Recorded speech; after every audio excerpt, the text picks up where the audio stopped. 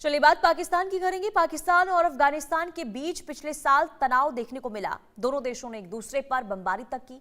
दोनों देशों में जब तनाव युद्ध के लेवल तक पहुंच गया तो मिडिल ईस्ट के कई देश मध्यस्थता कराने पहुंच गए, लेकिन कोई भी कामयाबी नहीं मिली। दोनों देशों के बिगड़ते संबंधों में मध्यस्थता कर रहा तुर्की अब इस प्रक्रिया से पूरी तरीके से पीछे हट गया है। शीर्ष सुरक्षा और कूटनीतिक सूत्रों के मुताबिक बार बार की कोशिशों के बावजूद इस्लामाबाद और अफगान तालिबान के बीच गहरे मतभेद दूर नहीं हो सके और जिसके बाद तुर्की ने अपनी भूमिका समाप्त करने का फैसला कर लिया है।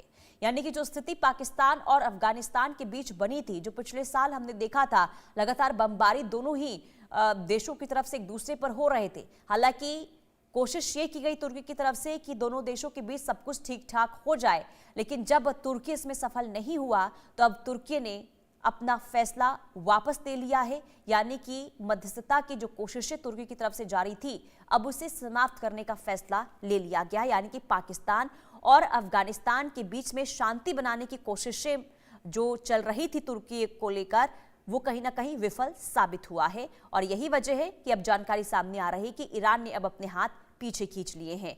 तो बातचीत से कोई हल नहीं निकला, जिसके बाद अब तुर्की पीछे हट गया है, क्योंकि लगातार देखिए पाकिस्तान और अफगानिस्तान के बीच तनाव की स्थिति बनी हुई है। तनाव इस कदर देखने को मिला कि बमबारी दोनों ही देशों की तरफ से एक दूसरे पर किए गए, जिसमें कई आम लोगों की जान भी गई। हालांकि कोशिश मिडिल ईस्ट की तरफ से हुई कि दोनों देशों के बीच शांति बनाई जाए, लेकिन इसमें तुर्की कामयाब नहीं हो पाया और तुर्की जो है वो पीछे हट गया है।